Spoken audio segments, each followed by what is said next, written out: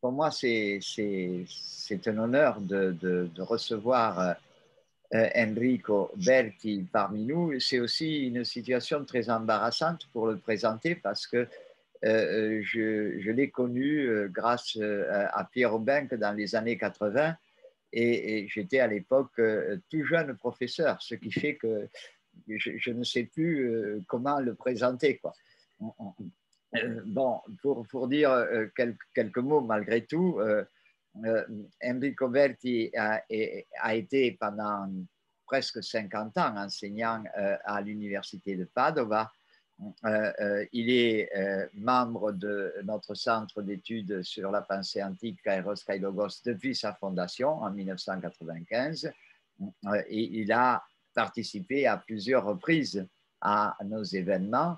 Je me souviens d'un séminaire remarquable qui avait été fait avec Enrico, Thomas Calvo et Pierre Aubin, que tous les trois ensemble sur Métaphysique Epsilon. Et c'était vraiment un moment extraordinaire. Donc, Enrico Berti est membre de l'Accademia dei Lincei, comme on le sait, et en France de l'Institut international de philosophie. Il a fait, il a publié à peu près 40, un peu plus de 40 livres. Il a dirigé 25 collectifs et il a écrit plus de plusieurs centaines d'articles, donc il est absolument impossible de tout citer. Il est fondateur des premières des rencontres aristotéliciennes qui ont eu lieu à Aix en 1999 et il a organisé avec Cristina Rossito les quatrièmes rencontres aristotéliciennes à Padova en 2008.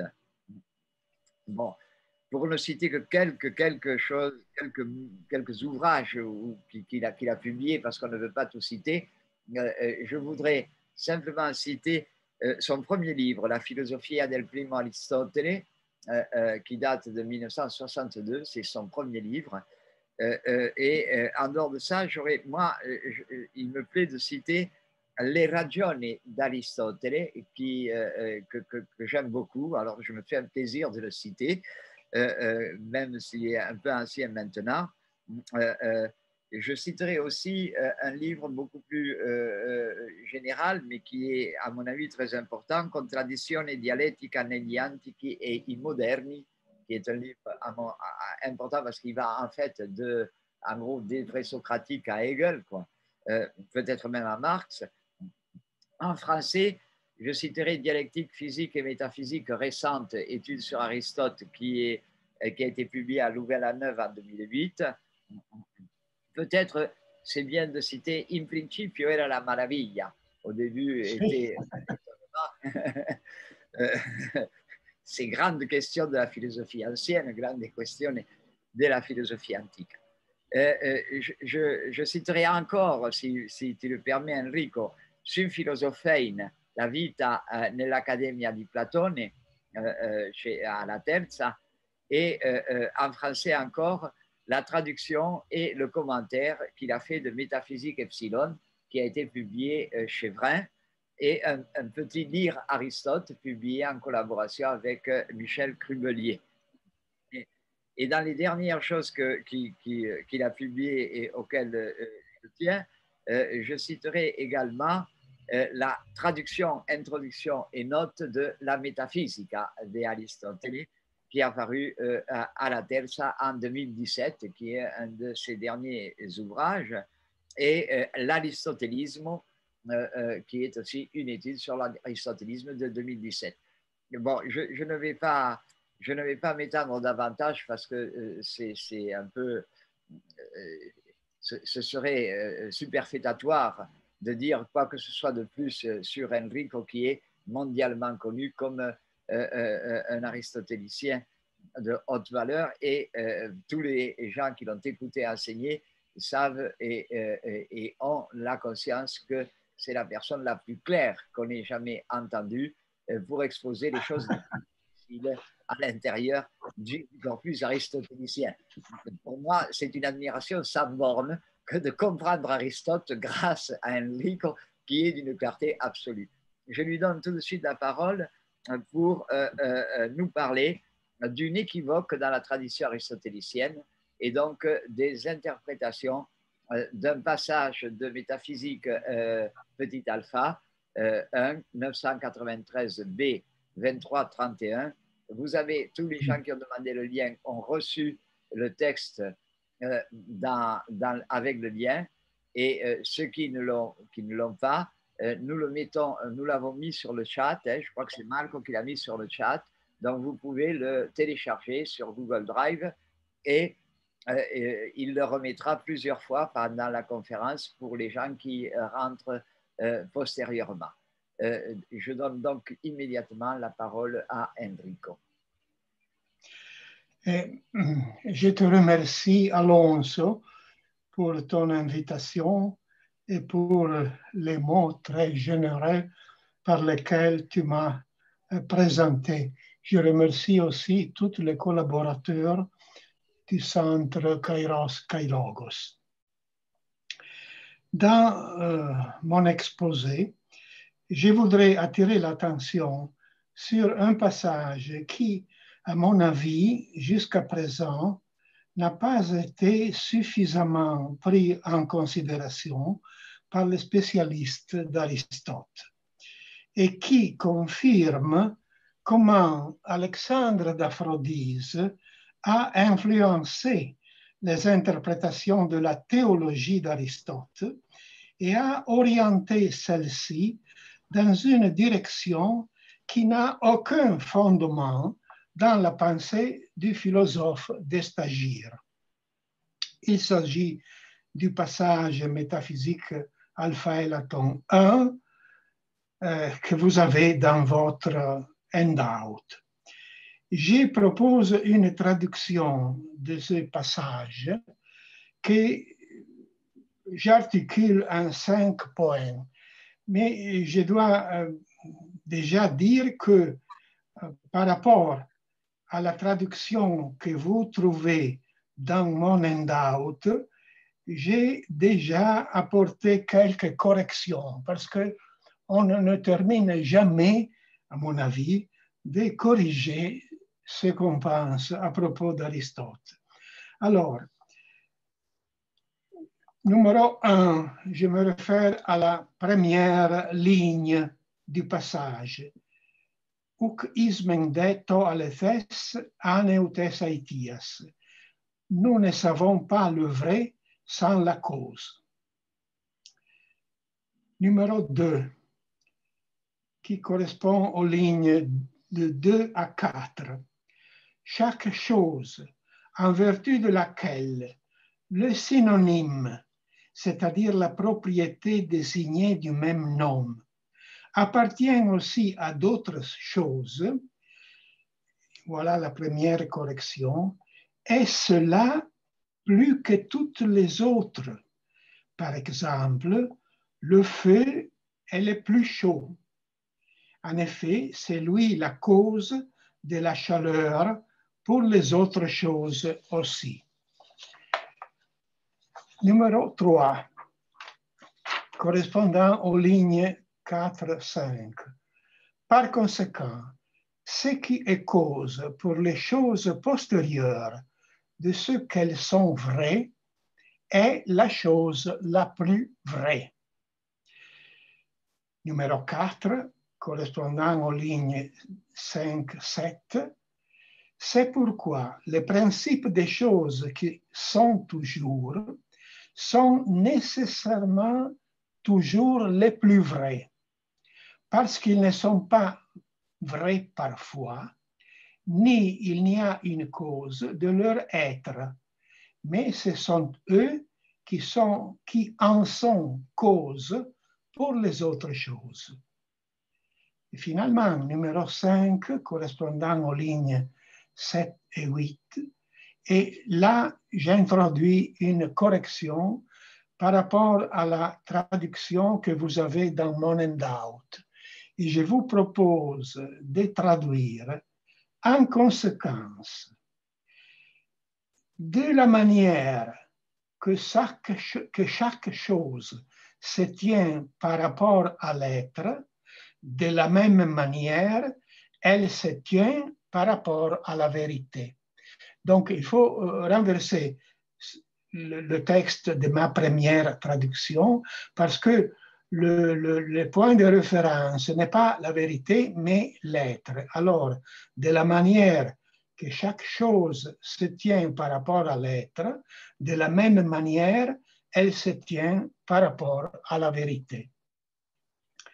L'affirmation numéro 1 suppose clairement la théorie de la science développée dans les écoles analytiques, selon laquelle, je cite, nous pensons connaître scientifiquement chaque chose au sens absolu et non pas à la manière sophistique et par accident, lorsque nous pensons connaître la cause du fait de laquelle la chose est, savoir que c'est bien la cause de la chose et que cette chose ne peut pas être autrement qu'elle l'est. Fin de la citation. Comme il résulte de la suite de ce texte, la connaissance scientifique est donnée par la démonstration, apodeixis, c'est-à-dire par un syllogisme dont les prémices doivent être vraies, antérieures à la conclusion et cause de celle-ci. Donc, la cause dont Aristote parle dans ce passage est constituée par les prémices de la démonstration, qui sont la cause des conclusions. L'affirmation numéro 2 concerne la cause d'une propriété qui confère à une pluralité de choses la même appellation, ce qu'Aristote appelle le synonyme, et consiste à dire que cette cause, c'est-à-dire la chose en vertu de laquelle, possède la propriété en question et donc a les droits plus que toutes les autres. Là, c'est la traduction du grec malista. Elle a les droits plus que toutes les autres à l'appellation commune. La même thèse est affirmée par Aristote dans les écoles analytiques, où il dit que, je cite, « toujours chaque chose appartient de plus, mallon en grec, assez à cause de quoi elle appartient aux autres. Par exemple, c'est à cause de quoi nous aimons un objet, cela est plus aimé que cet objet. » Fin de la citation. Si nous tenons au sein précis du mot synonyme, tel qu'il a été exposé au début de catégorie, nous voyons que les synonymes sont les choses dont le nom est commun et la définition est la même, c'est-à-dire les choses qui appartiennent au même genre et qui sont dites dans la terminologie issue du latin univoque. L'affirmation d'Aristote, en effet, vaut seulement pour celle-ci, comme dans le cas du feu, où la propriété synonyme, c'est-à-dire les chauds, est univoque, c'est-à-dire a toujours la même signification. Si on l'applique à des choses qui n'appartiennent pas au même genre, et si l'on considère les catégories de l'agir et du subir, on aurait la conséquence absurde que, par exemple, un meurtrier, cause de la mort, devrait être plus mort que sa victime. L'affirmation numéro 3, à la lumière de la théorie aristotélicienne de la science évoquée dans l'affirmation numéro 1, concerne les prémices de démonstration, qui sont la cause de la vérité des conclusions. Et, sur la base de l'affirmation numéro 2, ont le droit à être considérés plus vrai que les conclusions. L'expression plus vrai n'indique pas un plus haut degré de vérité, qui serait très difficile à concevoir, mais elle indique une antériorité logique, un rapport de causalité.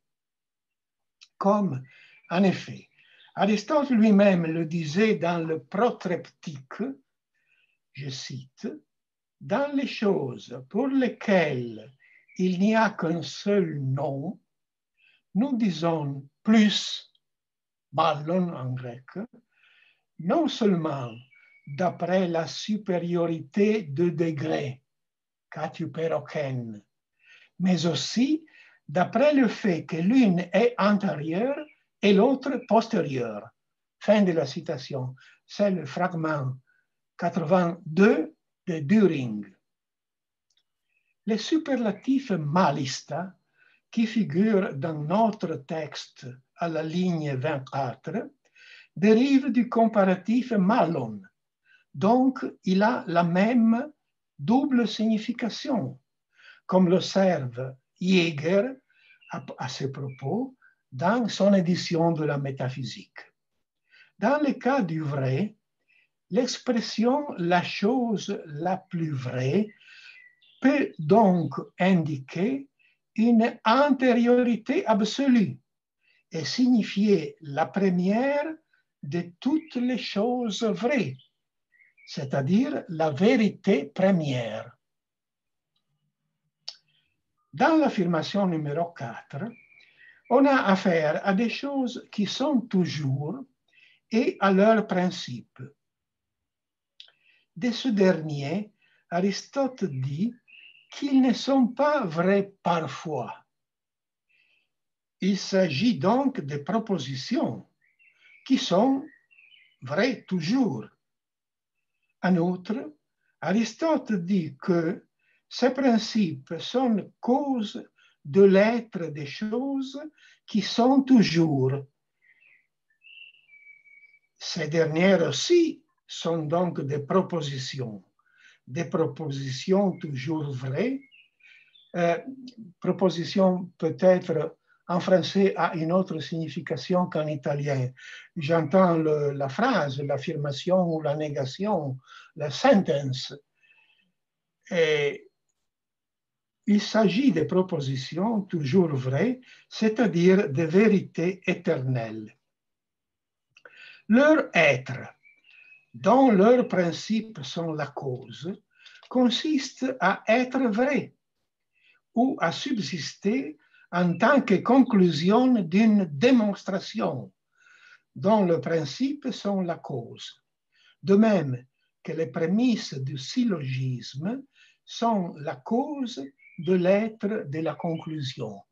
Dans sa définition du syllogisme qu'Aristote donne au début des analytiques premiers, il dit que les conclusions dérivent nécessairement des prémices à cause de l'être de celle-ci, totauta einai.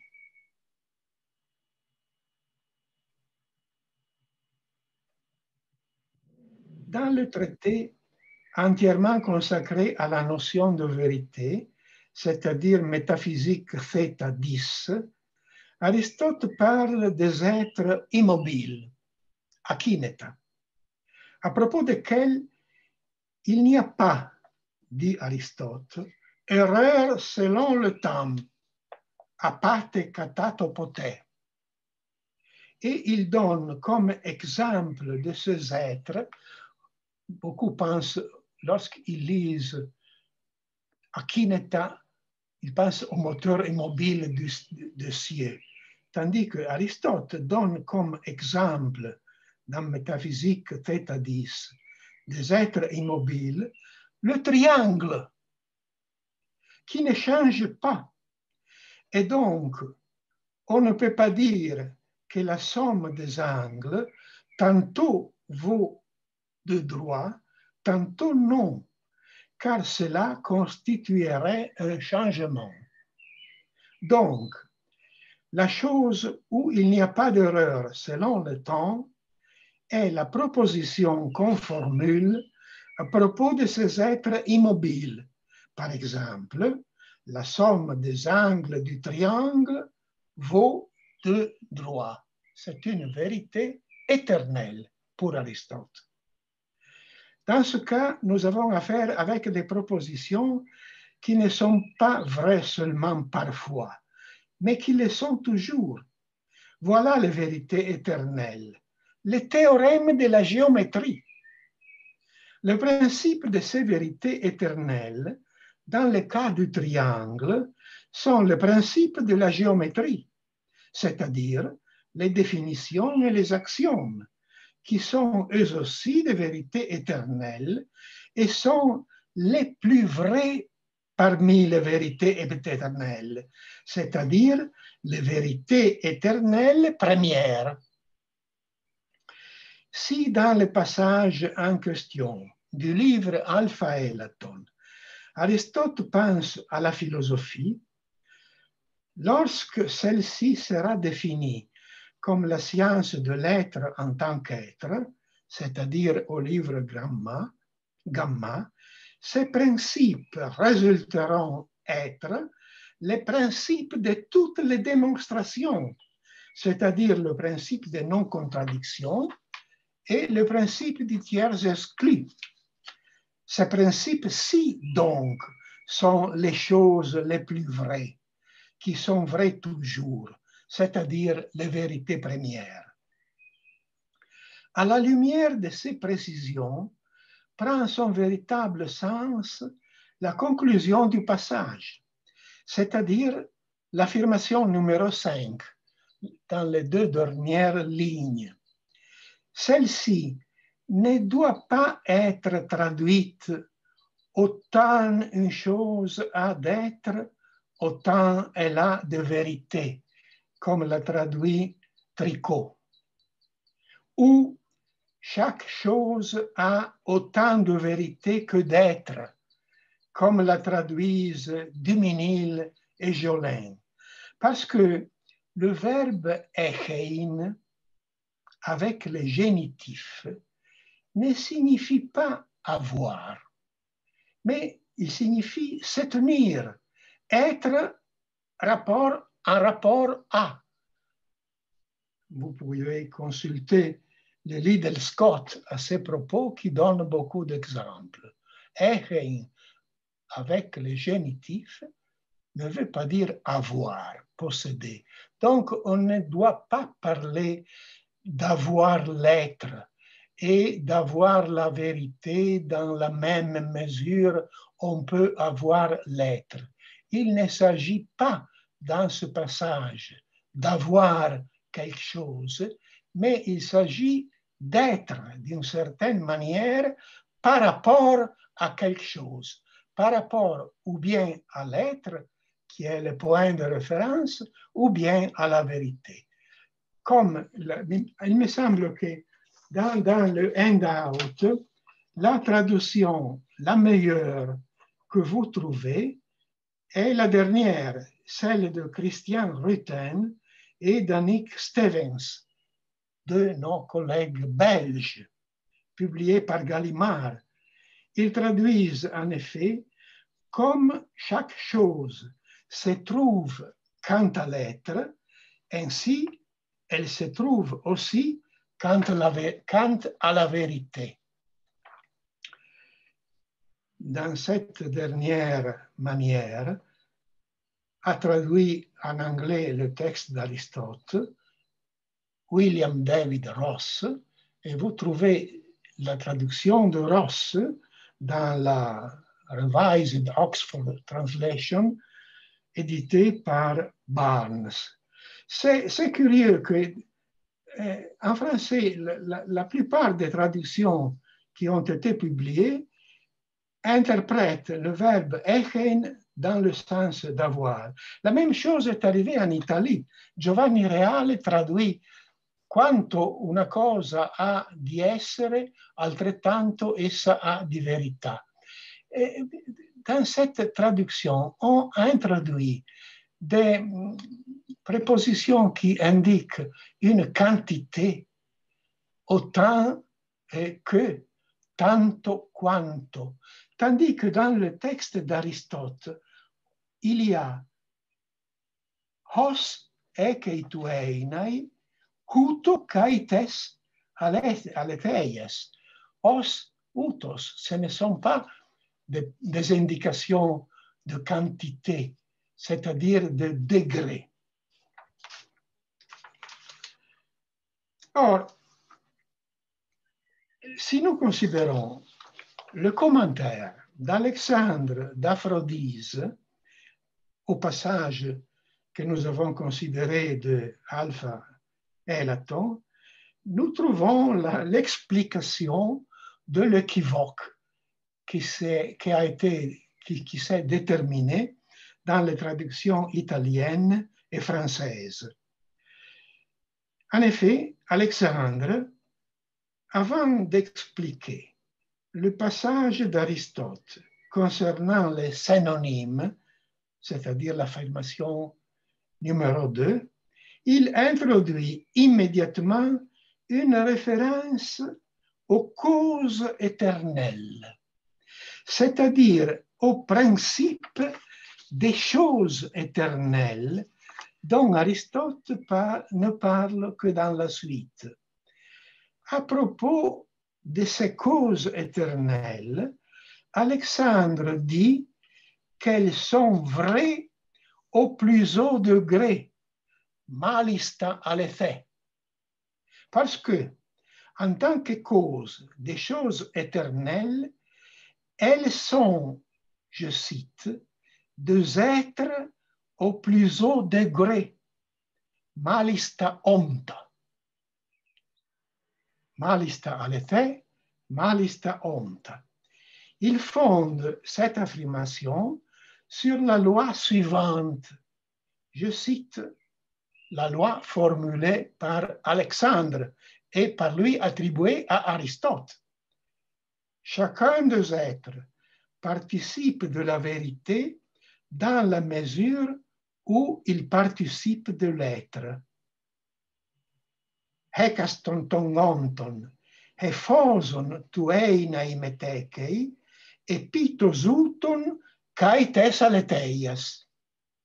Dans cette formulation, Alexandre introduit la notion de participation, dont Platon se servait pour exprimer le rapport des choses sensibles aux idées, et qu'Aristote, dans Métaphysique Alpha 9, a taxé des paroles vides, kénologein, et des métaphores poétiques.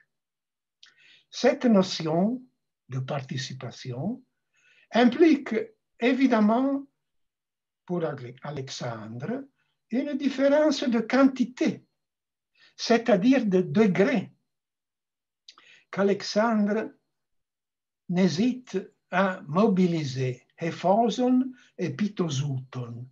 Ce sont des expressions qui font allusion à une différence de quantité, de degré, ce qui a pour conséquence l'attribution aux causes d'un degré d'être et de vérité supérieur au degré d'être et de vérité de leurs effets. De cette manière, les principes ne sont pas seulement vrais au plus haut degré et être au plus haut degré en tant qu'antérieur aux autres choses, c'est-à-dire suivant un simple rapport d'antériorité logique, mais ils le sont aussi dans le sens du vrai haut degré et des êtres au plus haut degré, c'est-à-dire en vertu d'une différence de degré ontologique.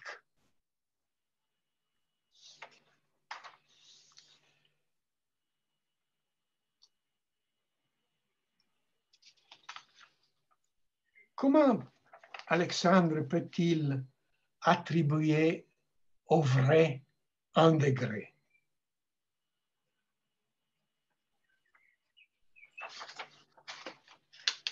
Pour Aristote, et tout le monde à ce sujet est d'accord, il n'y a pas de degré dans l'être. Une chose, où elle est, où elle n'est pas. Malgré la transformation de la pensée d'Aristote par Alexandre, mais la transformation de la pensée d'Aristote par Alexandre ne s'arrête pas là, parce que le commentateur, conformément à sa tendance à ontologiser les principes dont parle Aristote, interprète les choses qui sont toujours mentionnées par le philosophe en un sens tout à fait physique. Il les explicite en effet de la manière suivante. Je cite, par exemple, dit Alexandre, cet univers, les astres, les 4 corps, les 4 éléments, dont l'éternité est selon l'espèce, et les choses éternelles dans les particuliers et dans la génération, qui sont les astres. Or, les principes, c'est-à-dire les causes premières de l'univers, des astres, du cycle éternel de la transformation des 4 éléments terrestres et du cycle éternel de la génération et de la corruption des choses particulières, pour Aristote, sont le moteur immobile. Donc, pour Alexandre, les choses les plus vraies et les êtres qui sont au plus haut degré dont Aristote parle dans Métaphysique Alpha et Laton sont le moteur immobile, pas les principes des sciences. Nous verrons que cette interprétation aura une fortune immense. À la base de toute l'interprétation d'Alexandre, on retrouve encore une fois, à la fin du commentaire de ce passage, la conclusion d'Aristote, c'est-à-dire de la manière que chaque chose se tient par rapport à l'être, de la même manière, elle se tient par rapport à la vérité. Affirmation qu'Alexandre n'hésite pas à déclarer équivalente à l'expression, je cite le mot d'Alexandre, chaque chose participe de la vérité dans la même mesure où elle participe de l'être, de la même aussi de la vérité. Hosgar ekaston, ekei, tekai metekei. Faites attention à cela. Alexandre, aux côtés de ekei, introduit tekai metechei, tueinai, uto kai tes aletheias. Encore une fois donc, Alexandre, après avoir transformé ce qui pour Aristote est un rapport de causalité entre les prémices et les conclusions de démonstration, ou dans le cas de la science de l'être en tant qu'être, entre les principes de toutes les démonstrations, non-contradiction et tiers exclus, et les discours qui en dépendent, Alexandre les transforme en un rapport entre les moteurs immobiles et les aspects éternels de l'univers. Et il exprime ce rapport en termes de participation, c'est-à-dire de différents degrés d'être. Les effets de l'interprétation d'Alexandre sont évidents dans les interprétations des philosophes médiévaux, à savoir Averroès parmi les musulmans et Thomas d'Aquin parmi les chrétiens, qui sont par ailleurs monothéistes et créationnistes.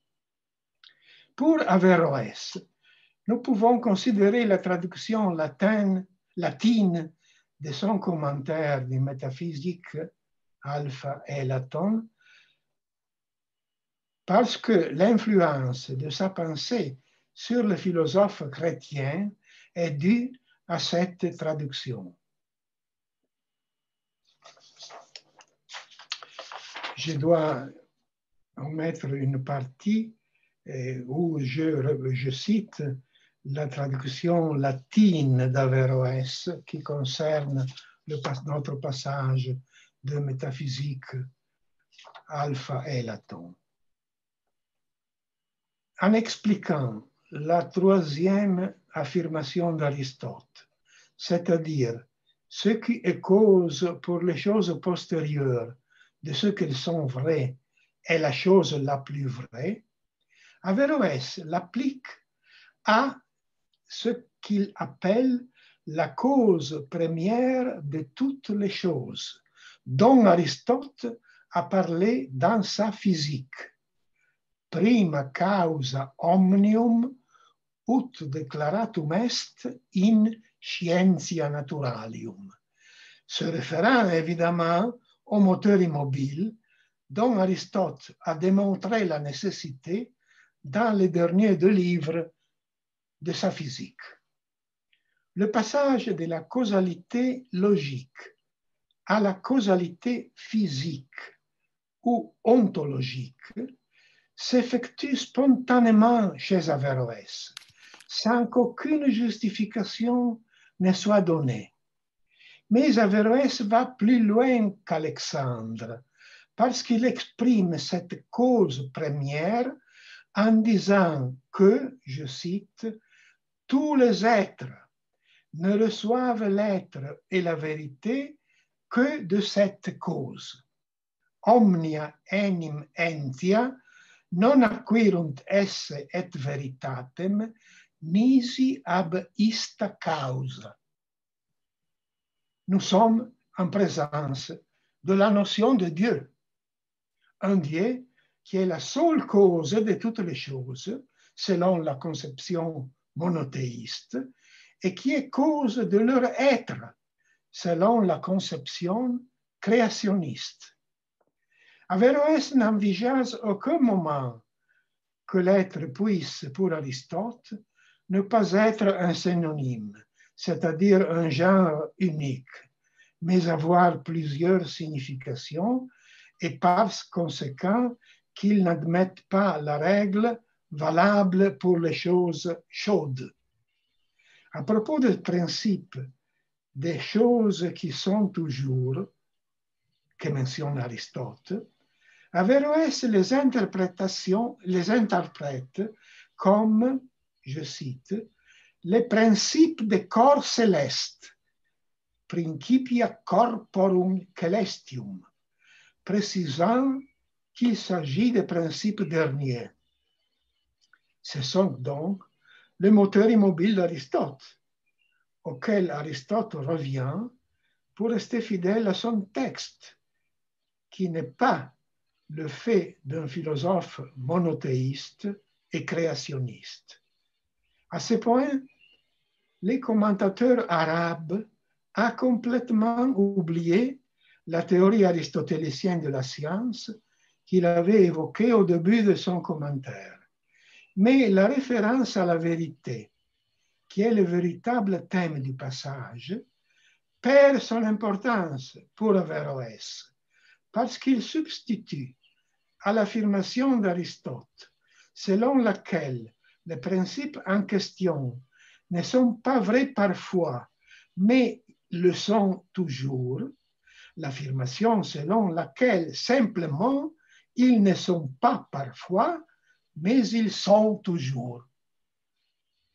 Finalement, Averroès interprète la conclusion du passage Aristote de la manière que chaque chose se tient par rapport à l'être, de la même manière elle se tient par rapport à la vérité, comme, je cite, « d'autant plus parfaite est une chose dans l'être, d'autant plus parfaite elle est dans l'être vrai. Quod quanto magis fuerit perfectum in esse, tanto magis fuit perfectum in essendo verum. » Comme on le voit, à ces propos, Averroès n'utilise pas la notion de participation et il lui préfère la notion de perfection. Au lieu d'une notion d'origine platonicienne, Averroès, qui n'est aucunement platonicienne, introduit donc une notion d'origine néoplatonicienne. En tout cas, le texte d'Aristote, qui parlait du rapport entre les prémices et les conclusions des démonstrations, prend une signification théologique. Et la causalité du moteur immobile transformé dans le Dieu de la Bible devient une causalité efficiente au sens le plus fort du terme, c'est-à-dire à titre d'explication non simplement du mouvement du ciel, comme elle est pour Aristote, mais de son être, de l'être de toutes les choses.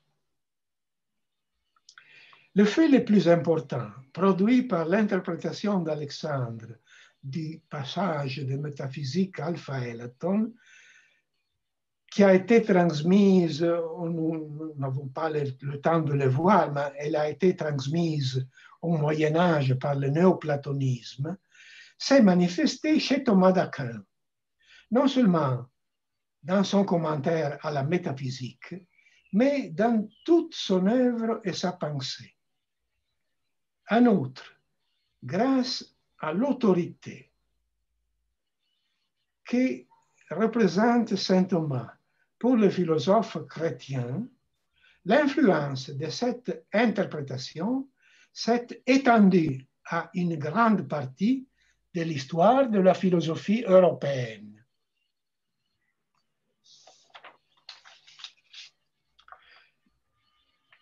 Je mets quelques lignes.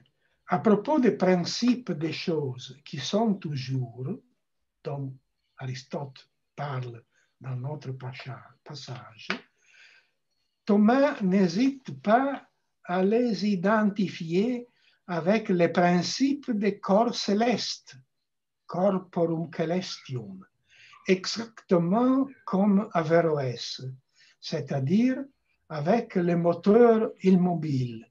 Et il affirme qu'ils sont le plus vrai, verissima, pour deux raisons. Un, ils ne sont pas vrais parfois, quandoque, et par conséquent, ils transcendent les choses corruptibles qui parfois sont et parfois ne sont pas.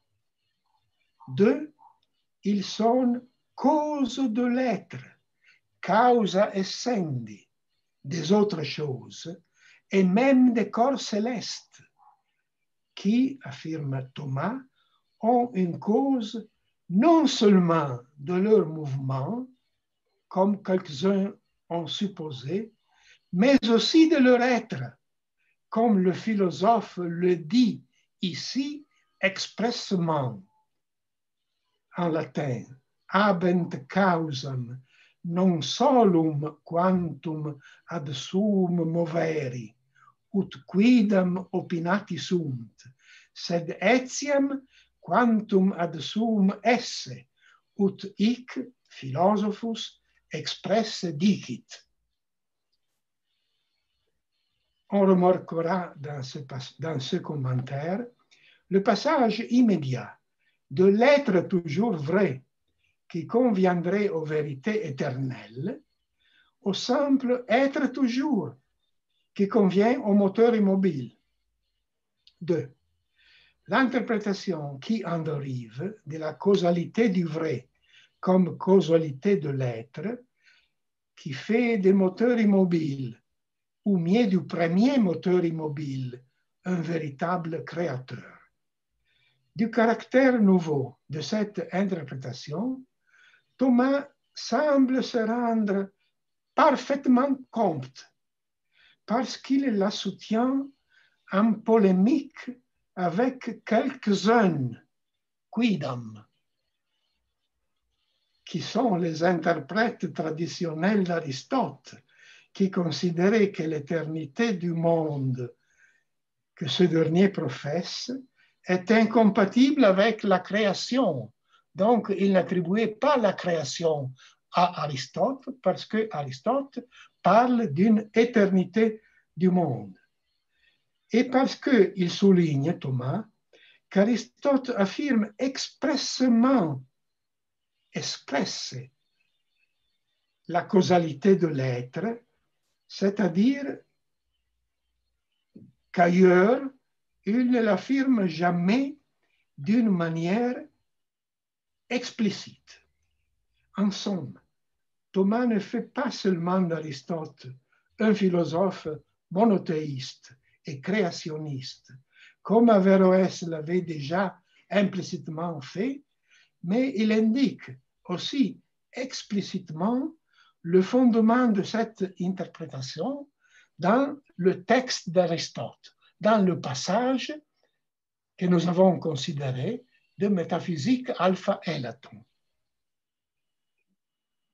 Ne considérant pas suffisant ce qu'il vient de dire, Thomas ajoute, je cite, « Et cela est nécessaire, parce qu'il est nécessaire que toutes les choses composées et participantes, participantia, se réduisent, reducantur, à celles qui sont par essence, per essentiam, comme à leur cause.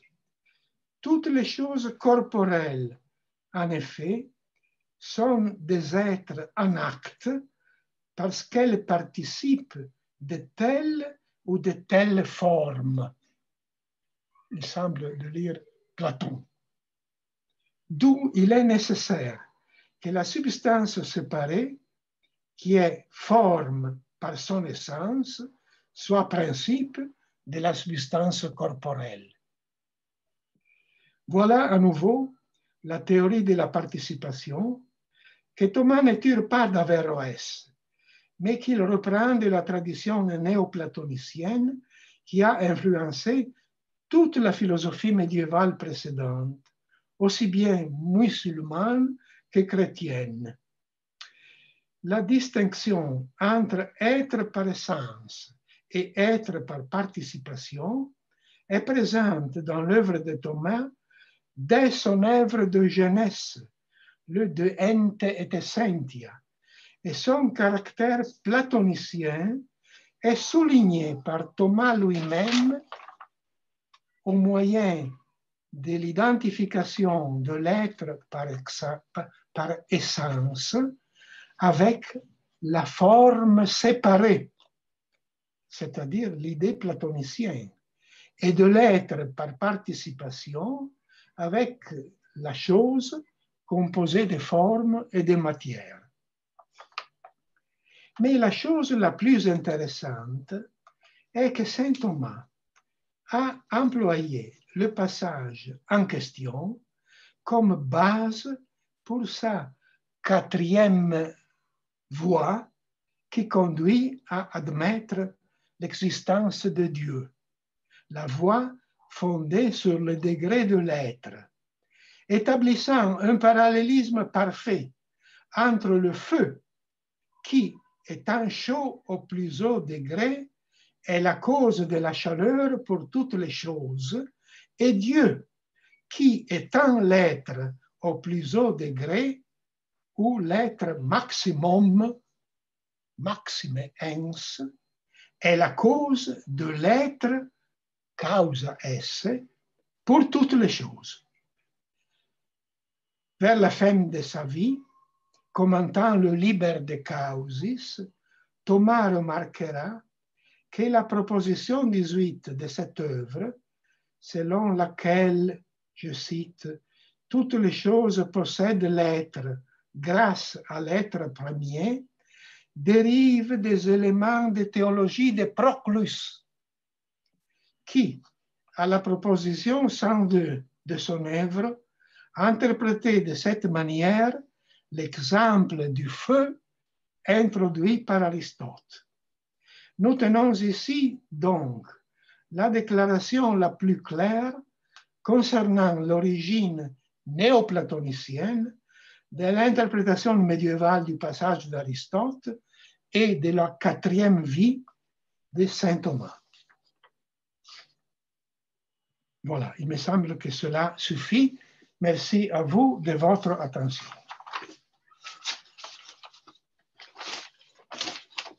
Merci beaucoup, Enrico, pour cette magnifique communication qui, moi, me paraît très convaincante, très, très convaincante. Mais j'ouvre immédiatement le débat et je donne la parole s'il y a quelqu'un. Vous m'aidez à trouver les gens qui posent des questions. Vous pouvez soit lever la main dans le chat, soit vous manifester. Et Marco et Michele et Giulia vont m'aider à vous trouver parce que je ne suis pas très bon dans cette chose-là. Qui a une question? Mariana Oliveira, non, elle dit merci, donc ce n'est pas une question.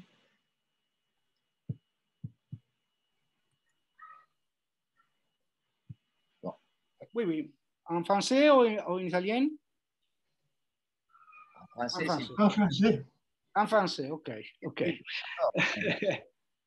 Avec quelques erreurs. Ok, merci beaucoup. Alonso, c'est exposé vraiment très clair et aussi très persuasif.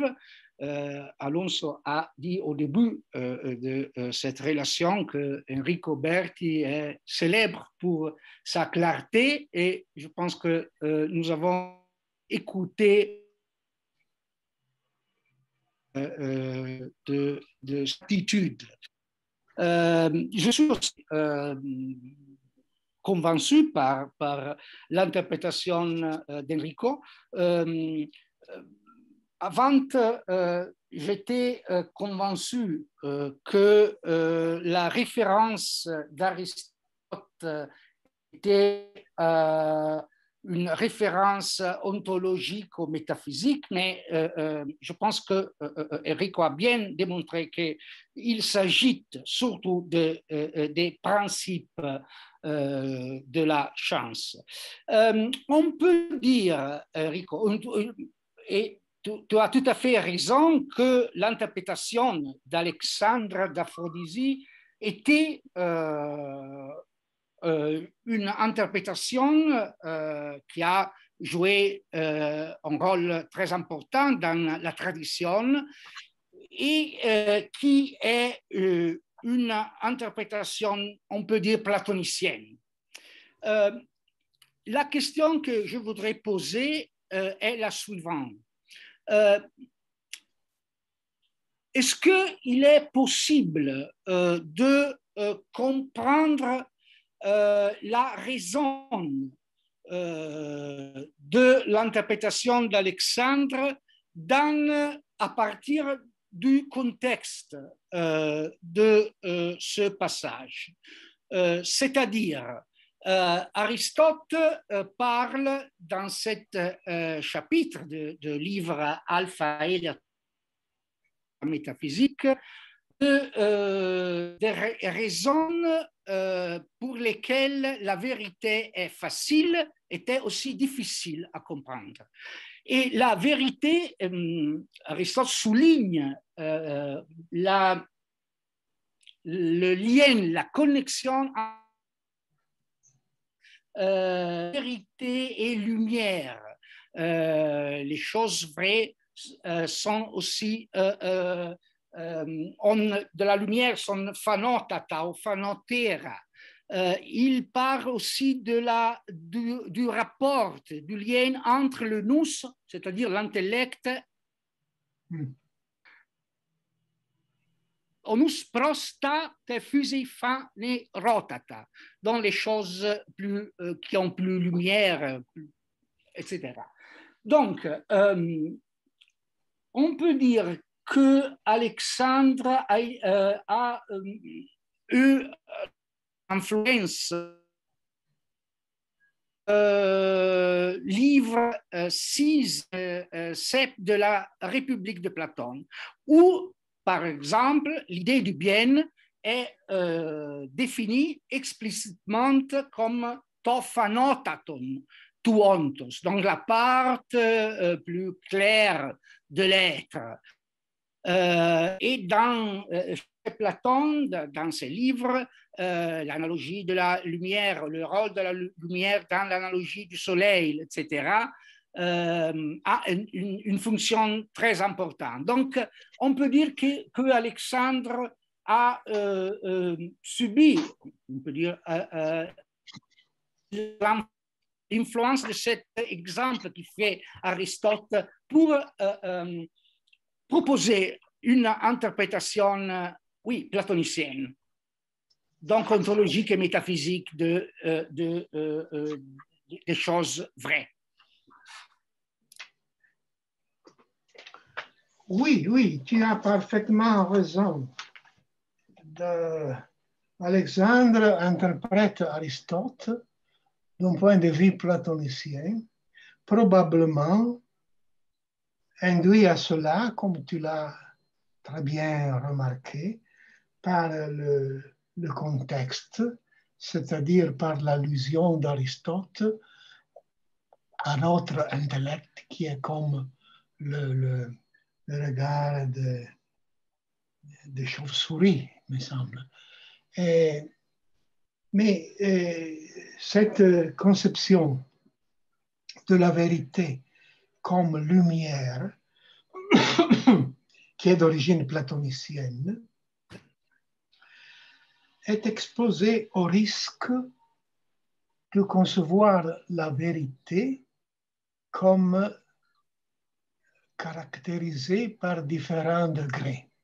Parce que la lumière peut être plus ou moins claire, mais la vérité, oui, elle peut être également claire ou bien non claire. Les choses premières, les principes sont le plus clairs en soi, mais ils ne le sont pas pour nous. Pour nous, les choses plus claires sont les choses sensibles. C'est la théorie bien connue d'Aristote qui le répète continuellement dans toutes ses œuvres. Mais la clarté n'incide pas sur la valeur de la vérité. Une chose pour Aristote, une affirmation ou bien une négation pour Aristote peut être vraie ou fausse. Il n'y a pas une troisième possibilité. Il n'y a pas de choses qui sont plus vraies ou moins vraies, plus fausses. Pour Aristote, le tiers est clairement exclu. Donc, le vrai n'admet pas de degrés. Et c'est le vrai se tient comme l'être. L'être aussi n'admet pas de degrés. L'être, comme nous le savons, pour Aristote, a plusieurs significations. Mais les significations de l'être sont des catégories, ce sont des manières différentes d'exister, ne sont pas des degrés d'existence. Certes, la qualité ou la quantité ou la relation ne peuvent exister sans la substance. Donc, on peut dire aussi que la substance est plus que les autres catégories, mallon, dirait Aristote. Mais ici, comme l'a remarqué Jäger, mallon n'a pas la signification d'un plus haut degré, mais d'une priorité logique et ontologique. La qualité ou la relation peuvent exister seulement si la substance existe avant. Donc, la substance précède les autres catégories. Mais ce n'est pas question de degré. Parce qu'une catégorie quelconque, blanche pour exemple, ou elle existe ou elle n'existe pas, selon Aristote. Et le même on doit dire pour l'être. Merci. Merci Oui, beaucoup, oui, c'est vrai. Jacques. On peut ajouter peut-être, s'il est possible, que chez Platon, il y a choses qui sont et qui ne sont pas dans le livre 5e de la République. Ce n'est pas vrai Oui, pour Aristote. non, mais pour Platon, comme le monde sensible est à moitié, est à moitié de la hiérarchie, le monde, le véritable monde, le monde caractérisé par la vérité, nous le savons, ce sont les idées, les formes. À l'opposé, il y a le rien, dans une position intermédiaire entre l'être au sens plein du mot et le rien, il y a le monde sensible qui donc a un degré d'être inférieur par rapport aux idées. Et il ne faut pas maintenant parler de l'idée du bien, ce n'est pas nécessaire. Pour Platon, il y a une vision basée sur les degrés d'être, qui est typiquement platonicienne. Et dans toute l'histoire de la philosophie, tous les philosophes qui reprennent cette conception que j'appelle gradationniste de l'être sont des platoniciens. La reprennent de Platon. Merci beaucoup. Merci à Franco pour sa question. Merci à Enrico pour sa réponse. Il y a une question de Giulia Lombardi. Oui. Oui, merci beaucoup. Merci, professeur Berti.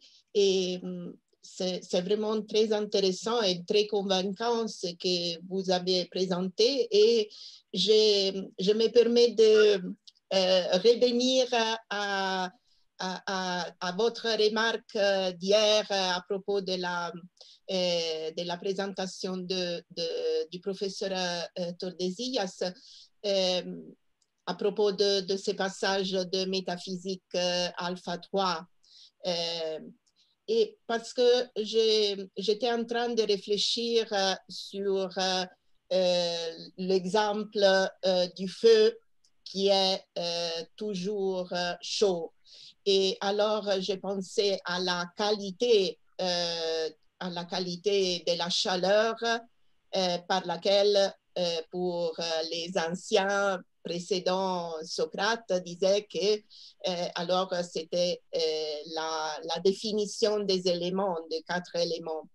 Alors, j'étais sur les points peut-être de dire, de réfléchir de cette manière. Et il est vrai qu'Alexandre interprète ici Aristote sur la base de la pensée de Platon, de cette pensée, on peut dire, théologique.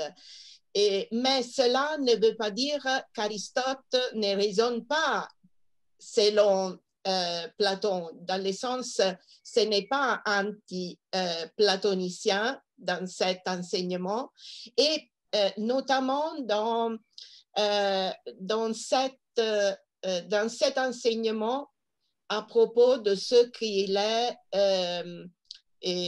principe et ce qu'il, comme vous dites, pour les principes du savoir, de la connaissance. Donc, comment aller les chercher?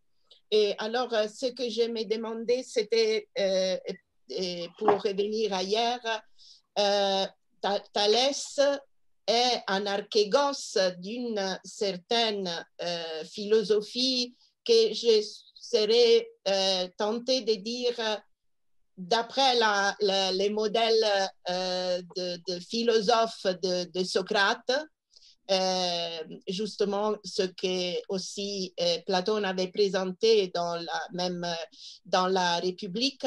Mais j'ai pensé justement à un autre dialogue, c'était le Philèbe.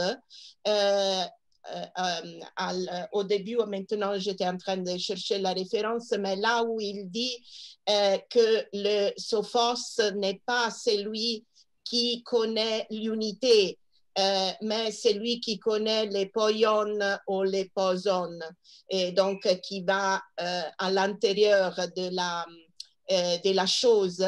Et alors là, comme dans Métaphysique 3A3, il y a cette référence à la qualité de l'humide pour définir l'archet, l'eau en tant qu'archet.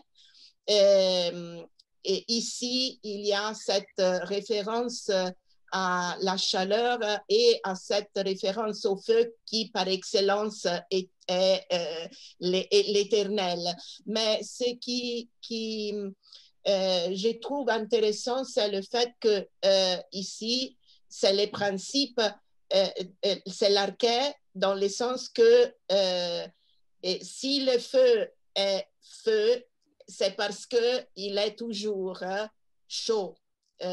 Il est défini, la matière est définie en tant que la qualité qui a la prévalence. Je ne sais pas si je suis assez claire comme vous êtes normalement, mais j'avais cette question à vous poser, si ça pourrait être une piste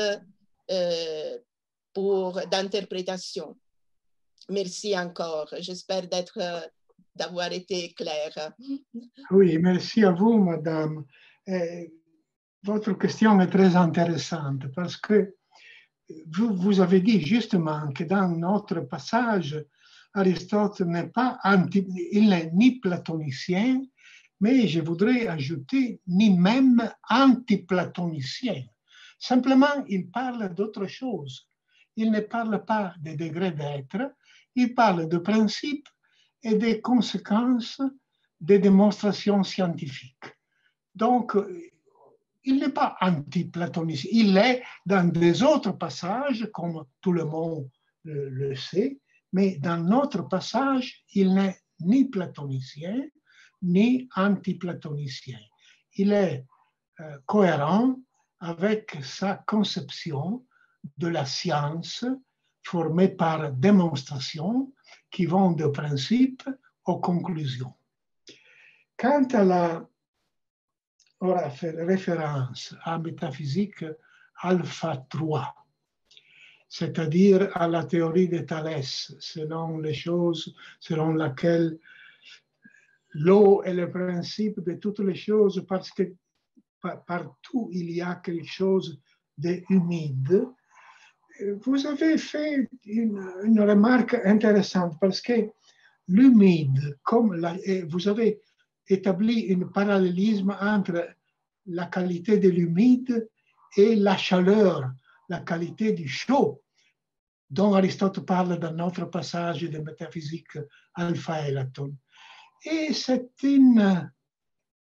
un parallélisme intéressant parce que aussi bien l'humide que le chaud rentrent dans les oppositions fondamentales qu'Aristote admet pour toutes les choses. La couple sec-humide et la couple froid-chaud. Et sur la base de ces deux oppositions, Aristote explique les différences entre les quatre éléments et donc les différences entre toutes les choses. C'est sur quoi, en tout cas, je voudrais attirer votre attention, c'est que l'exemple du chaud et de la chaleur vaut, comme Aristote le dit expressément, pour les qualités univoques. le chaud.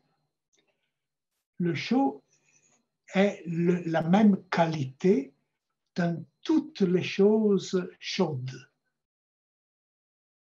Et donc, il ne vaut pas pour l'être, parce que l'être n'est pas univoque pour Aristote.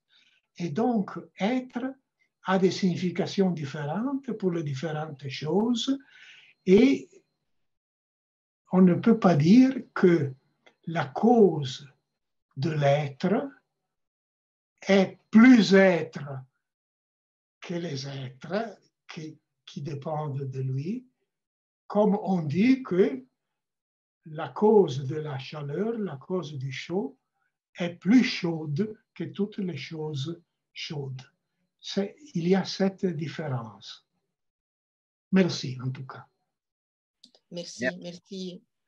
Merci beaucoup, Giulia, merci Enrico. Il y a une question de Marco Donato.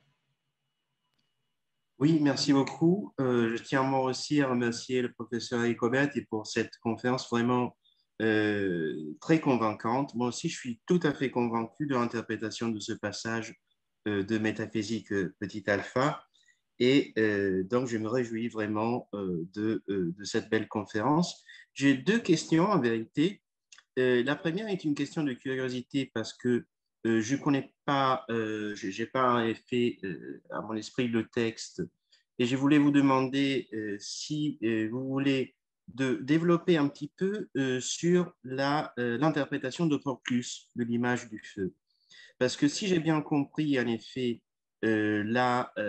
disons, le fil que tient ensemble les interprétations successives, en effet, à Alexandre, il y a cette importance de la réception néoplatonicienne et il me semble que vous trouvez dans Proclus, donc disons dans cette interprétation des éléments de théologie, disons un tournant aussi, ou au moins une influence importante de cette réception. Donc, je voulais vous demander si vous voulez dire quelque chose de plus sur ça. La deuxième question est une question qui se rapporte plutôt à Alexandre. Et bon, que ça soit clair, moi, je suis tout à fait d'accord avec votre interprétation du passage d'Aristote et je suis aussi d'accord avec ce qui est ressorti de la discussion avec Franco Ferrari, c'est-à-dire que Alexandre, probablement, aussi grâce au contexte, donne une interprétation platonisante de ce passage. Donc, sur ça, je suis totalement d'accord avec vous. Je me demandais si il y a aussi, si ça rentre en jeu aussi, une voie qu'on pourrait dire aristotélicienne pour concevoir des degrés de l'être, même si on ne peut pas parler de degrés d'être chez Aristote, mais disons, pour faire penser Alexandre les degrés de l'être, c'est-à-dire que l'être se dit selon les catégories, mais l'être se dit aussi selon acte et puissance. Donc, est-ce que une conception de ce genre aurait pu jouer un rôle dans la réinterprétation platonisante de Alexandre? Je m'explique. Ce qui est toujours un acte, c'est ce qui ne peut pas ne pas être. Donc, est-ce que Alexandre pouvait regarder dans ça une forme de degré, de gradation, disons, dans l'être, déjà dans Aristote, bien sûr en interprétant de façon orientée le texte d'Aristote et bien sûr en donnant sa propre interprétation théologisante. Et donc, je me demandais aussi si cette argumentation rentre en jeu dans le commentaire d'Alexandre, de ce passage en particulier. Merci beaucoup. Eh oui. Alors, avant de vous répondre, je voudrais faire une observation.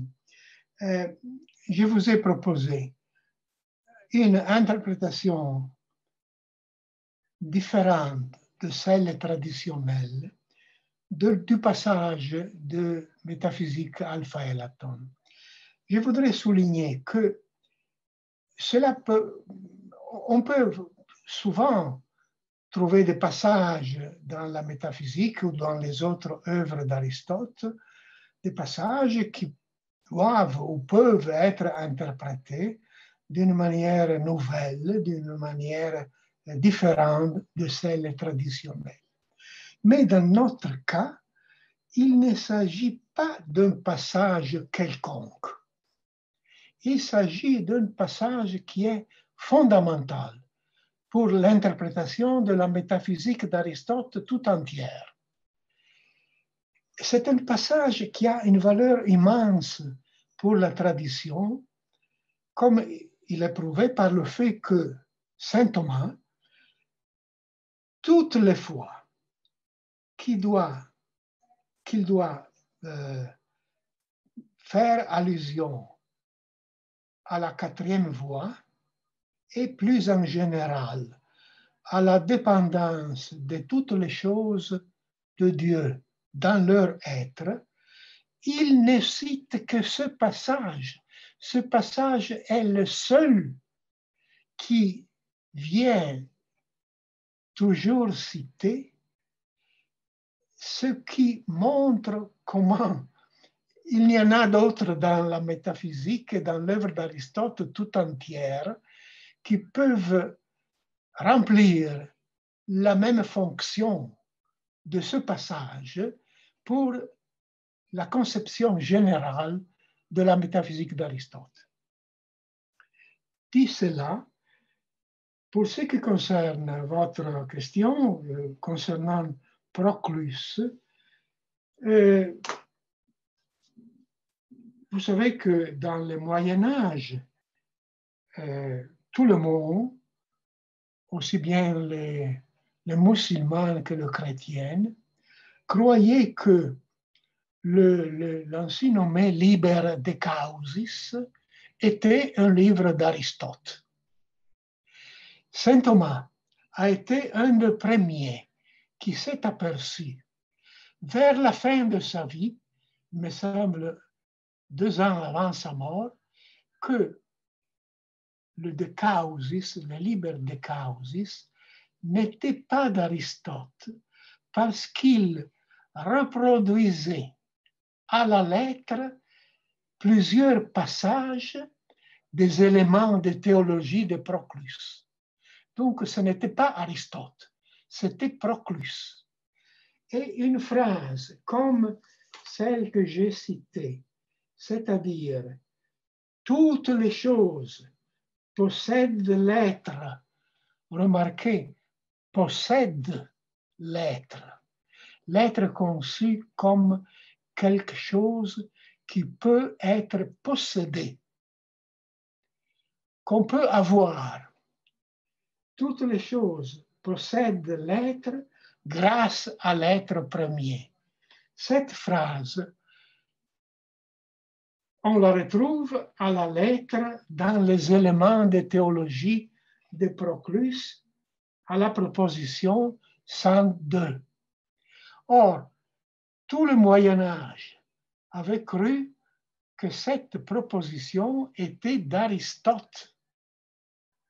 Saint Thomas est un des premiers qui s'aperçut qu'elle n'est pas d'Aristote, elle est de Proclus. Et il admet d'une manière très honnête que dans cette chose, dans ce sujet, Aristote converge, Aristote dit la même chose que Proclus.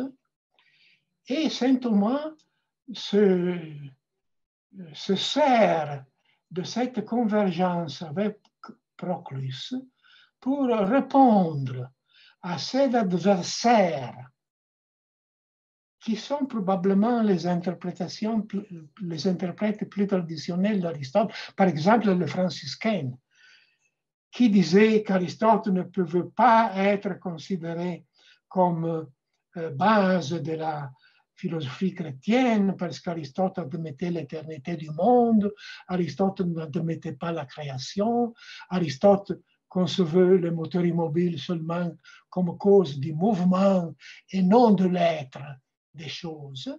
Saint Thomas dit non, oui, voyez, pour Aristote aussi, comme pour Proclus, Dieu est la cause de l'être.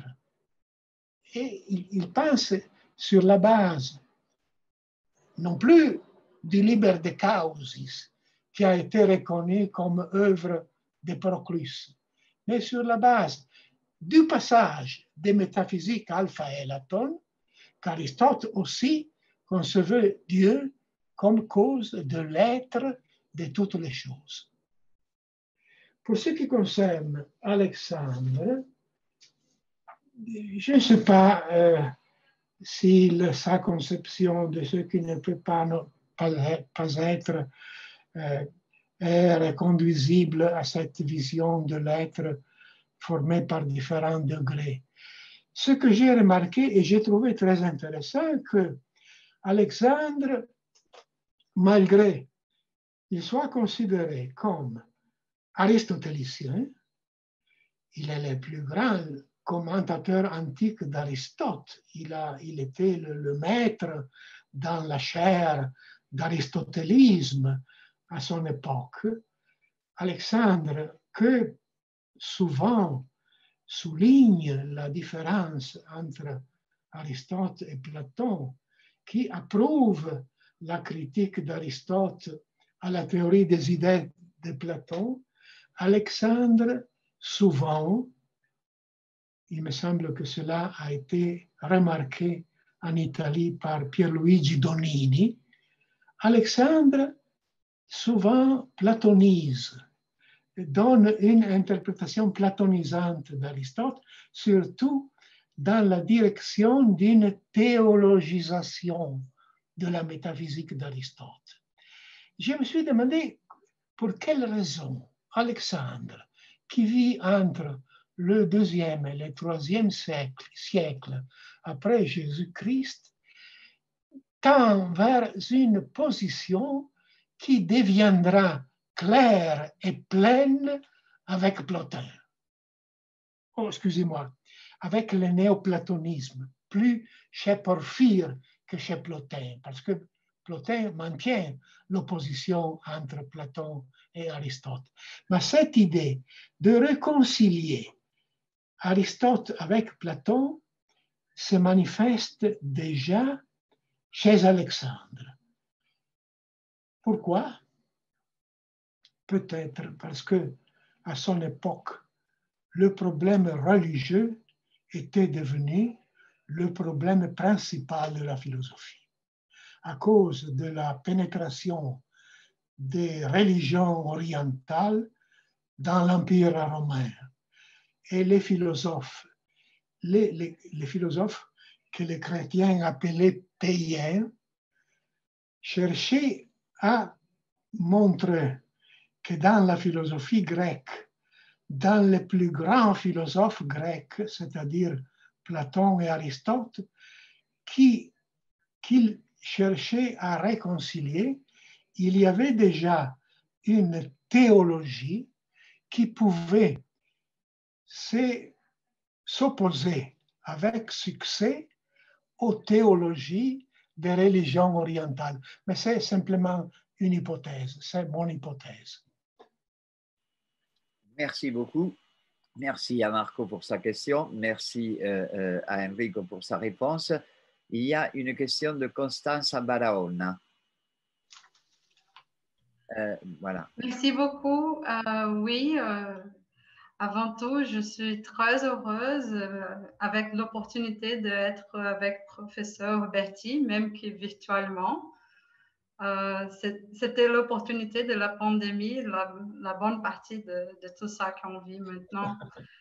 Mais j'aurais plusieurs de questions, mais je voudrais revenir au principe de votre exposé sur les rapports entre les définitions qu'on a au principe de démonstration de la vérité de l'être. Et je crois que professeur Berti pourra expliquer un petit plus, surtout sur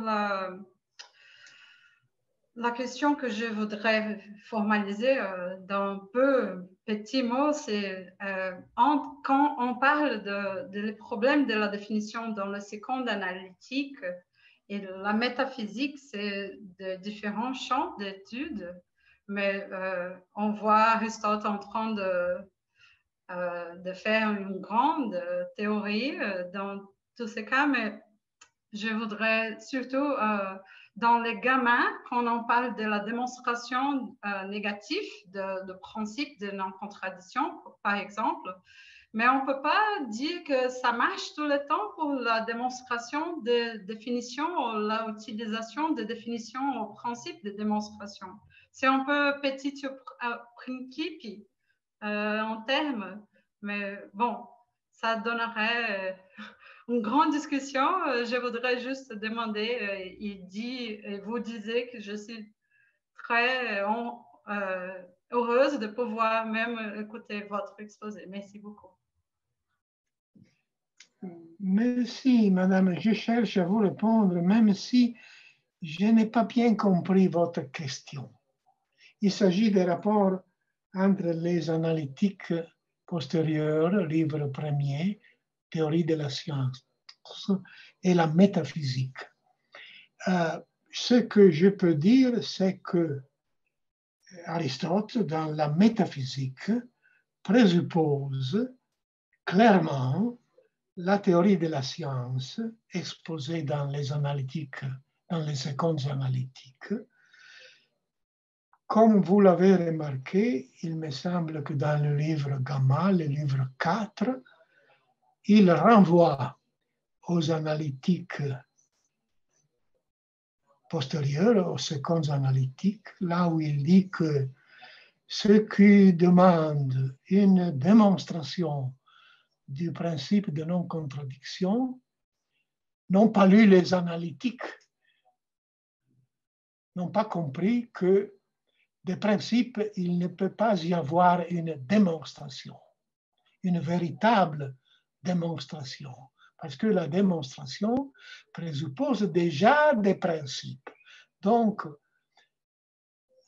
si avant les principes, il n'y a rien, les principes ne peuvent pas être démontrés. Dans le cas du principe de non-contradiction, dit Aristote, il peut être en quelque manière démontré elenktikos, par voie de réfutation. Et c'est la célèbre argumentation du livre Gamma, où il dit qu'il suffit de dire un seul mot pour admettre le principe de non-contradiction, et ceux qui veulent le nier doivent dire quelque chose, parce que s'ils ne disent rien, ils sont comme des plantes, comme des végétaux. Mais s'ils disent quelque chose, une chose quelconque, ils disent cette chose-là et non son opposé. Donc, ils admettent déjà le principe qu'ils voudraient nier, qu'ils prétendent nier. Il dit que c'est une démonstration elenktikos, par réfutation. En réalité, ce n'est pas une véritable réfutation, parce que la réfutation aussi, comme tout argument, pour fonctionner, présuppose le principe de non-contradiction. Parce que réfuter signifie montrer que quelqu'un est tombé en contradiction et par conséquent n'a pas dit la vérité. Donc, il faut présupposer le principe de non-contradiction, même dans les réfutations. Donc, le principe de non-contradiction ne peut pas être démontré, ni même par réfutation. La seule chose qu'on peut dire, c'est qu'il ne peut pas être nié, parce que tous ceux qui cherchent à le nier, en réalité ne le nient pas, mais l'admettent. Je ne sais pas si j'ai répondu à votre question. Oui, merci beaucoup. En fait, si je peux juste ajouter. En train de penser de la même manière, comment on peut utiliser ça pour la théorie de la définition? Parce qu'on utilise des démonstrations pour donner des définitions, mais les définitions sont aussi utilisées dans les principes. Oui, mais alors, vous avez raison, vous faites allusion non plus au livre 1 des secondes analytiques, mais au livre 2. En effet, dans le livre 2, où Aristote se demande comment on arrive au principe, et en particulier aux définitions, il indique des différentes manières, des différentes voies. L'une parmi elles est la division, la diairesis, introduite par Platon.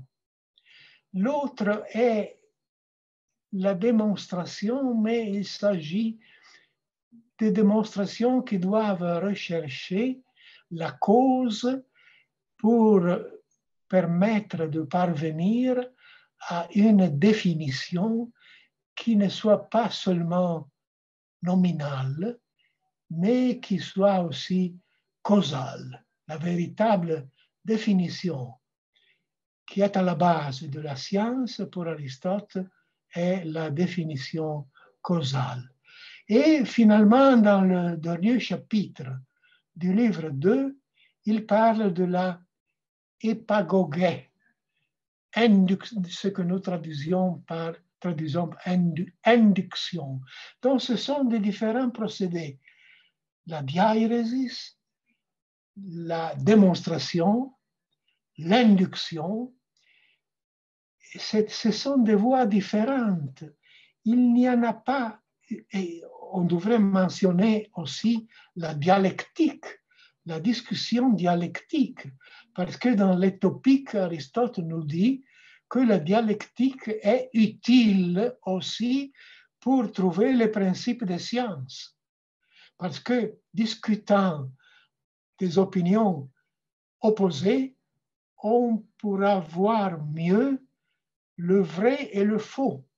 Ce sont de différentes voies parmi lesquelles il y a une place aussi pour la démonstration, mais on ne peut pas dire que la voie officielle, selon Aristote, pour arriver au principe, pour parvenir au principe. Il y en a plusieurs, ce qui signifie qu'aucune d'elles est vraiment suffisante. Merci beaucoup, merci infiniment. Y a-t-il d'autres questions? Il y a une chat, Cristina. Ah, Christine, Jean-Luc Périguier et Christine Arrosito dans l'ordre. Jean-Luc.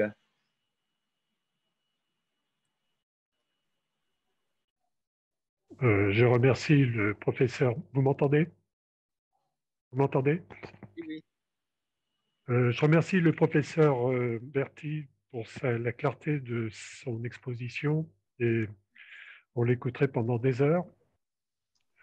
J'aurais simplement, bon, je ne veux pas contester son propos, mais j'aimerais savoir ce qu'il pense d'un passage du De Anima où on voit qu'Aristote se met à platoniser en utilisant le terme métékein. Et c'est un passage du De Anima, c'est le livre 2, chapitre 4, lorsqu'il parle de l'âme nutritive, et il emploie le terme métékein pour dire que tout être vivant communique à l'éternel par participation, parce que ne pouvant pas persister dans son être continuellement, il ne peut que participer en donnant naissance à un être semblable à lui. Et donc, il explique la procréation par finalement une participation, par une participation du plus et du moins. Et il emploie bien malon eton dans une terminologie qui finalement paraît très platonicienne, puisqu'il emploie le terme métékein. Donc là, ma question, elle est de vous demander, est-ce qu'on ne peut pas dire qu'Aristote platonise de temps en temps, C'est-à-dire que je suis d'accord avec vous pour dire que sur un plan général, il n'est pas anti-platonicien, il n'est pas non plus platonicien, mais est-ce qu'il n'y a pas des moments ou des passages dans ses écrits où il revient vers des terminologies platoniciennes, où il renoue avec un certain platonisme, et là, on le verrait dans le De Anima, qui est généralement classé à la fin de sa vie, ses derniers traités. Voilà ma question. Merci, monsieur. Vous avez fait bien à rappeler le passage du De Anima, et peut-être il y en a aussi d'autres. Je ne sais pas, il faudrait faire une petite recherche où Aristote admet la participation. Lorsque dans la métaphysique, il dit que la participation entre les choses sensibles et les idées admises par Platon est seulement un parler vide, kenologein, et une métaphore poétique, je crois qu'il se réfère à ce cas particulier de participation. Je ne crois pas qu'il refuse toute forme de participation, même l'expression métaphore poétique, qui dans ce passage-là a clairement une signification négative, ne veut pas dire que Aristote a une attitude négative vers la métaphore. Dans la rhétorique et dans la poétique, il reconnaît une grande valeur à la métaphore. Donc, la métaphore poétique ne doit pas être employée dans un contexte philosophique pour expliquer le rapport de causalité entre les idées et les choses. Mais on peut utiliser la métaphore, même la participation, le verbe metekein, dans des autres contextes, et celui que vous avez rappelé du De Anima est parfaitement bien cité parce que il n'y a pas de doute que pour Aristote, le cycle de la génération et de la corruption des corps sensibles sur la terre est une participation. Autrefois, il dit, je crois, une imitation aussi du mouvement circulaire éternel du ciel.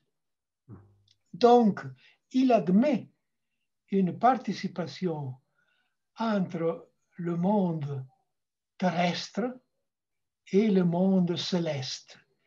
Ce qu'il n'admet pas, c'est une participation entre les choses qui dérivent des principes et le principe.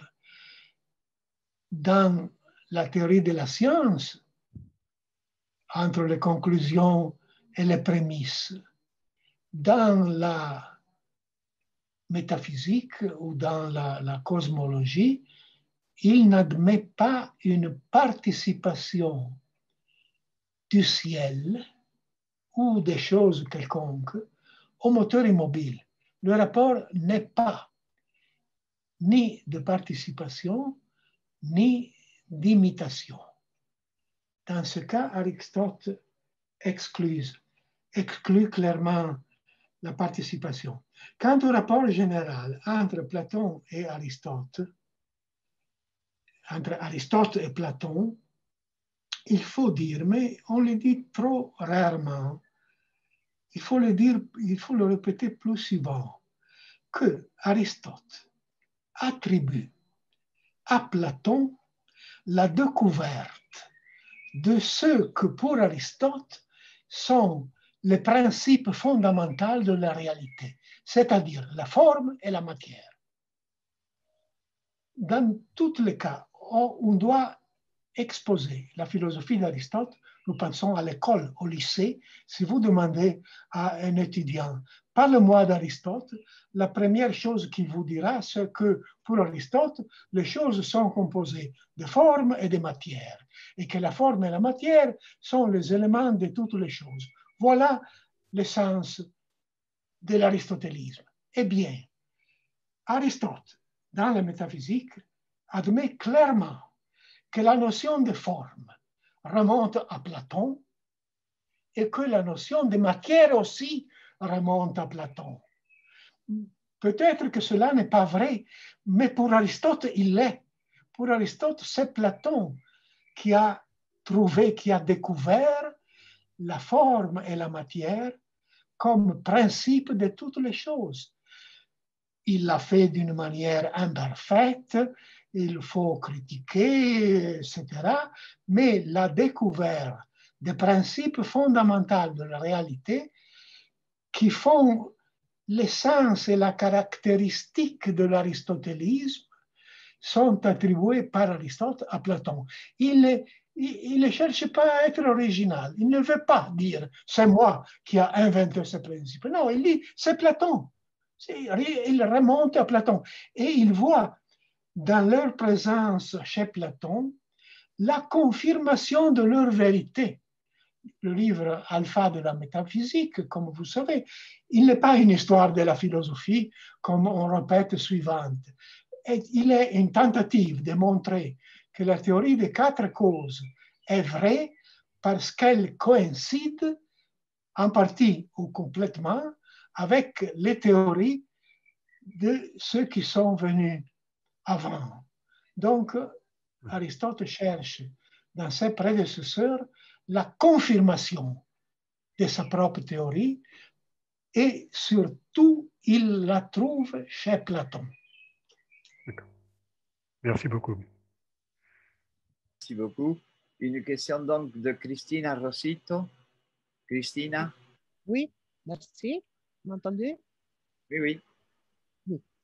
Le type d'interprétation que tu as illustré à propos de la cause m'a rappelé qu'une interprétation analogue, mais en sens inverse, est restée à propos du concept de cause dans les analytiques et surtout de sa fonction dans les syllogismes. Les prémices sont la cause de la conclusion. Oui. Oui. Par exemple, Bonitz, dans l'index Aristotelicus, croit que, selon Aristote, dans les syllogismes, la causa cognoscendi est une cause supplémentaire par rapport à la causa essendi, qui est constituée par les 4 causes, c'est-à-dire matérielle, formelle, motrice et finale. Au lieu de cela, dans les analytiques postérieures, livre 2e, Aristote affirme que les définitions causales sont coïncidantes, car c'est toujours le moyen terme de la démonstration, Oui. qui est précisément la cause de la conclusion et de conséquence de la connaissance. Il me semble donc que qu'en fait les différentes interpretations giocano, jouer,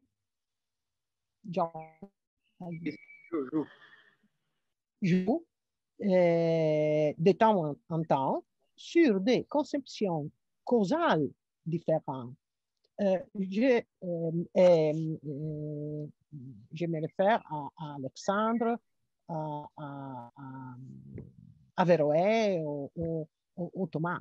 Et la fonction est la cause qui est interprétée de temps en temps dans une perspective différente, je crois. Je ne sais pas si tu peux être d'accord avec moi. Oui, moi je suis d'accord. La distinction entre causa cognoscendi, cause di connaître, et causa essendi, cause de l'être, n'est pas si nette chez Aristote. Il me semble que la cause formelle, pour Aristote, est aussi bien cause cognoscendi que cause essendi. Parce que l'être n'est pas quelque chose qui appartient seulement aux choses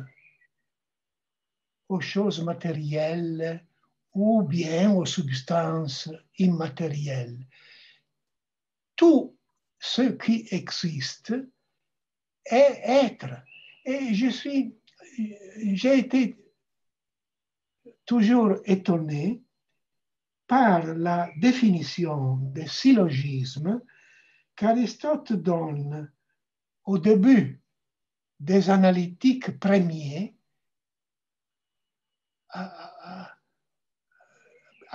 au commencement de son traité sur le syllogisme, où il dit que syllogismos esti logos, le syllogisme est un argument, un raisonnement, et non tisenton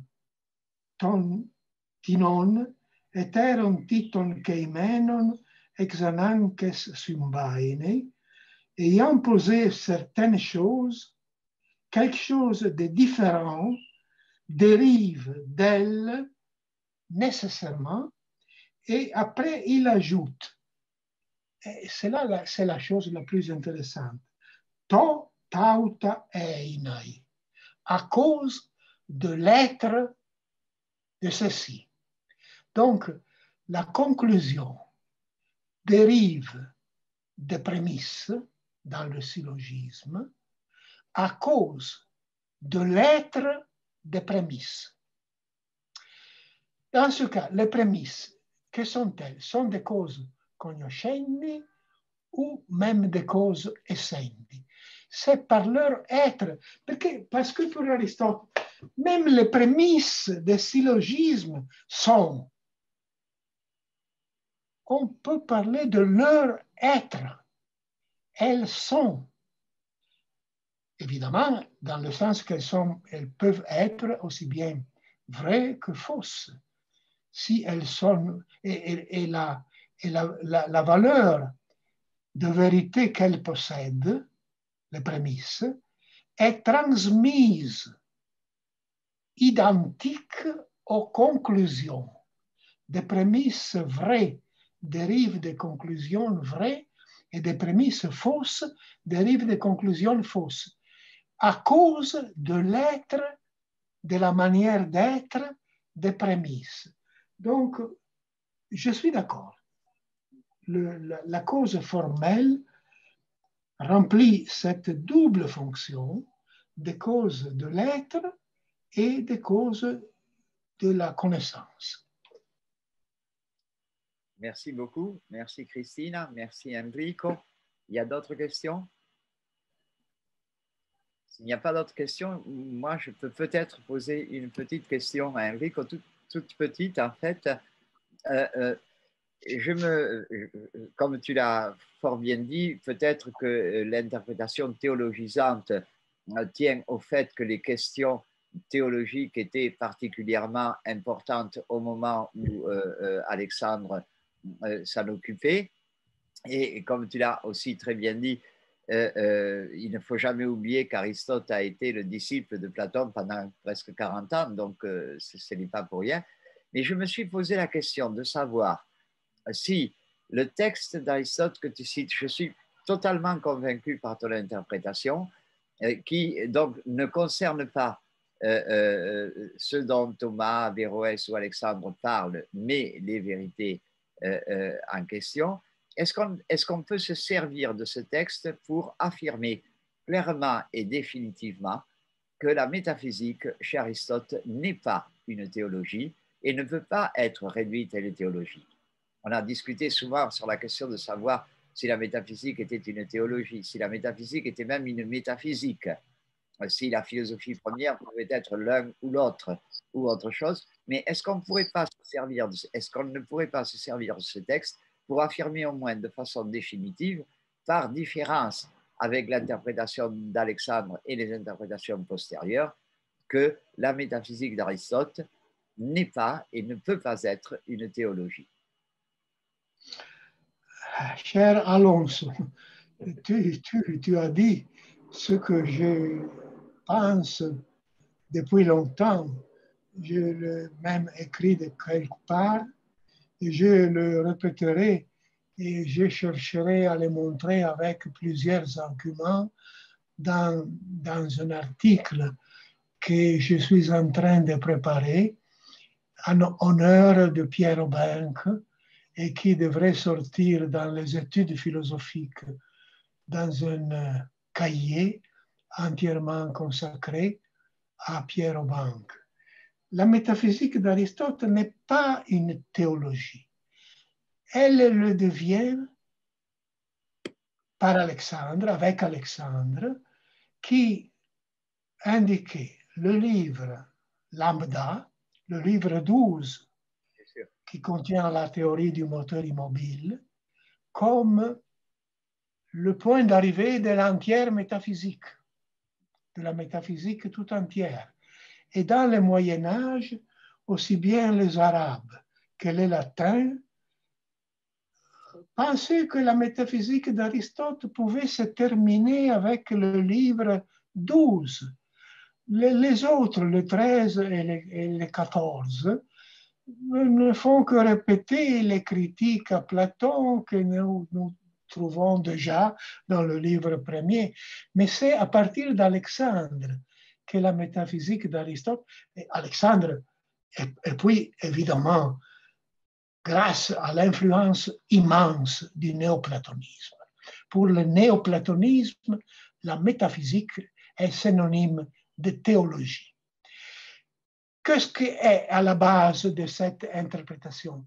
C'est l'affirmation du livre Epsilon, où Aristote dit que les sciences philosophiques sont trois: la physique, la mathématique et ce qu'il appelle théologique.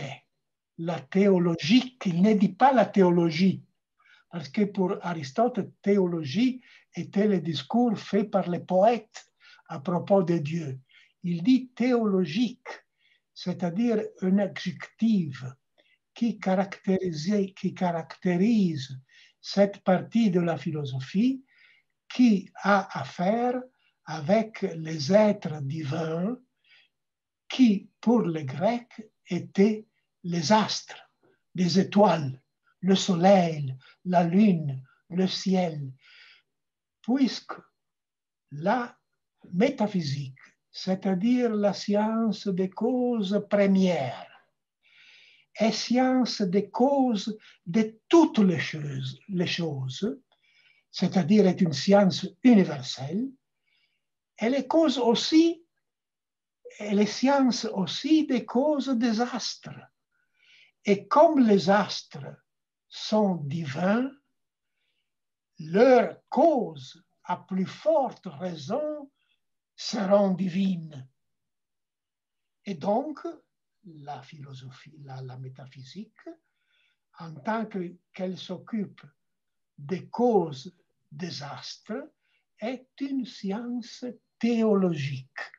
Mais cela ne veut pas dire que la métaphysique est théologie.